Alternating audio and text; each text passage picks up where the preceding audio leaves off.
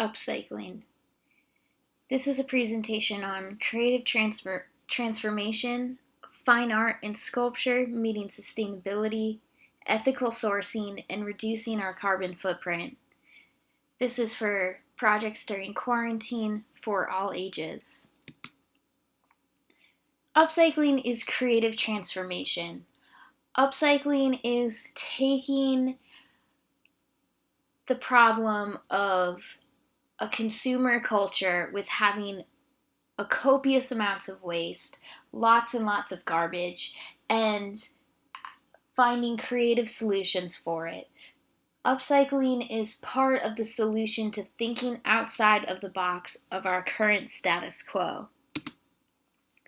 Upcycling can be defined as the act of taking something no longer in use and giving it a second life and new function. In doing so, the finished product often becomes more practical, valuable, and beautiful than what it previously was. Rather than recycle, which takes materials and breaks them down and then turns them into something else, usually this process decreases the quality of the material. Upcycling skips the breaking down part, hence the prefix up. So when we talk about the 3 R's, reduce, reuse, recycle, we just covered recycle.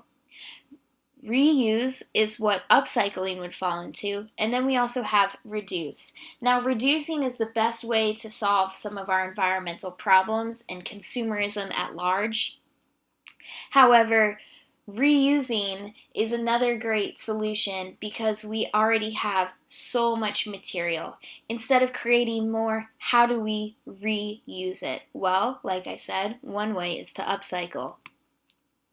So as humans on this planet, we have to consider where our things, food, clothes, toys, houses, cars, and on and on and on, come from and at what cost. Sure, they have a cost in dollars, but what about how many people were involved in making your shirt or growing your food? Were they treated fairly? How many trees were cut down? How much oil was burned? Many of these things around us were made and are used without asking these questions. Our jobs as artists is to question this. Where are our supplies coming from? Can we make choices that reduce our impact and better our planet? Absolutely. Upcycling is one way to do so. So while you collect your items and learn how to upcycle, start to consider where they came from.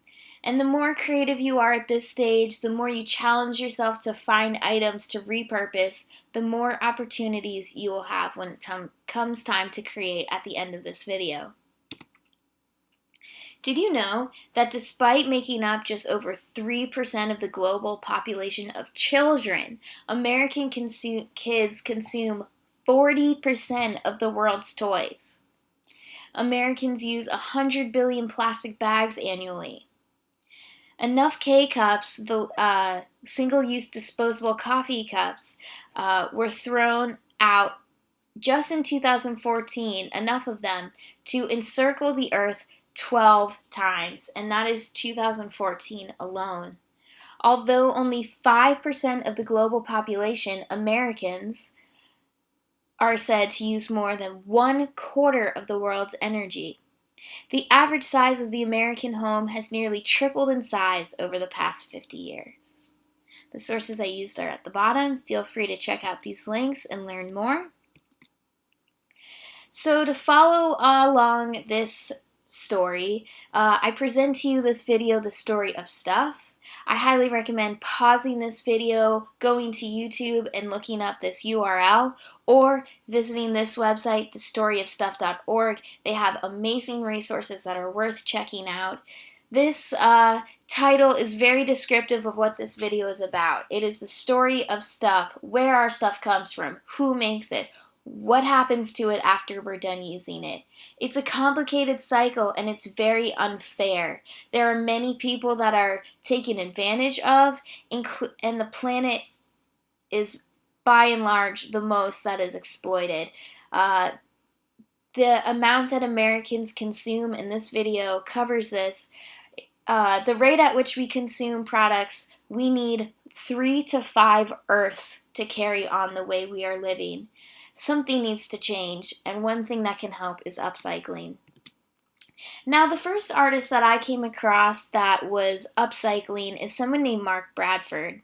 I also recommend pausing this video, checking out this video on YouTube, and learning about what Mark Bradford does. He's an artist that lives in LA, and this is a quote from this video. He says that he doesn't paint. He doesn't like to use paint because he wanted to use materials that had to do with the social fabric of the time we live in and not just the history of art. Like I said previously, where are our materials coming from?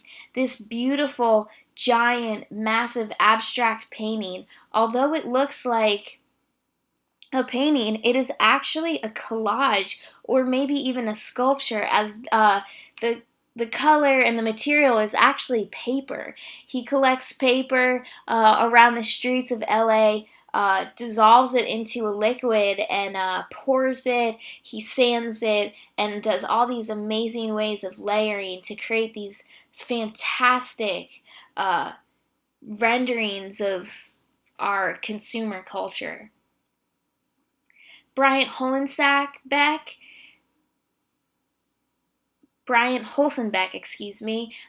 is a artist that works down in North Carolina. She also uses only upcycles for her material, and I also recommend pausing and checking out this video. It's called Salvage Upcycle Show, and this video is on this artist in particular, but she does very fantastical, fun celebrations of nature and animals and our surroundings, and again, only uses things that she finds in the garbage. The Scrap Exchange is also located in the same area of North Carolina, and this is another video from the Salvage Upcycle Show. It's also really cool and a great view of what people are already doing to work on these issues. People are already taking trash and making it available for creative people to use and repurpose. Yukin Teriau is working in Okinawa, Japan. Excuse me if I pronounced the name wrong.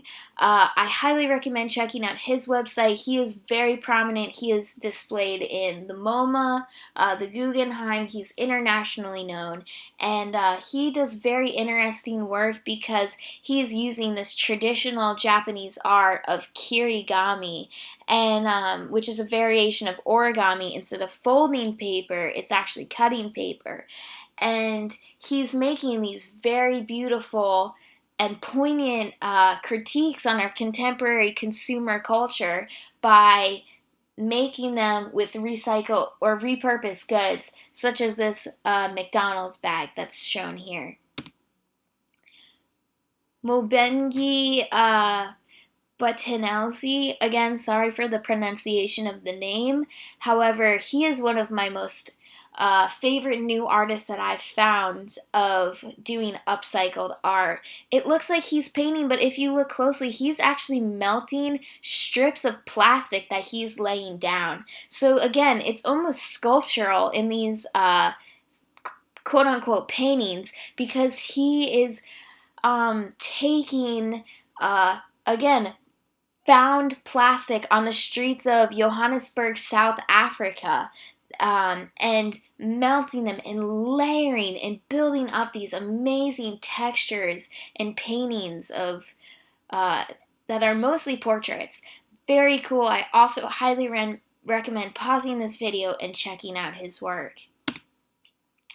Vic Muniz does a film called Wasteland, and he's a very prominent figure in the upcycling world since the 1980s. But this movie takes place over a course of 3 years in the world's largest landfill called Jardim Grancho in Rio de Janeiro. He worked with people who are called pickers, or people who are living in this landfill and collecting the trash and reselling it. They assemble all this trash into these gigantic sculptures in a warehouse floor. They take photographs, and at the end of the project, the artist sells all the photographs of the work, and then takes all the money that he made and gave it back to that community. The important part of this project is that he is taking the story of people who otherwise go completely unnoticed in the majority of people's lives. We don't realize that they even exist, and they're still doing a valuable part of our consuming life, part of the cycle of consumption. They're otherwise not noticed and are in some ways living in the worst conditions on this planet. He's giving them a name, he's giving them faces, he's telling their story. This documentary is available for view on Amazon. It's worth watching. Please check it out.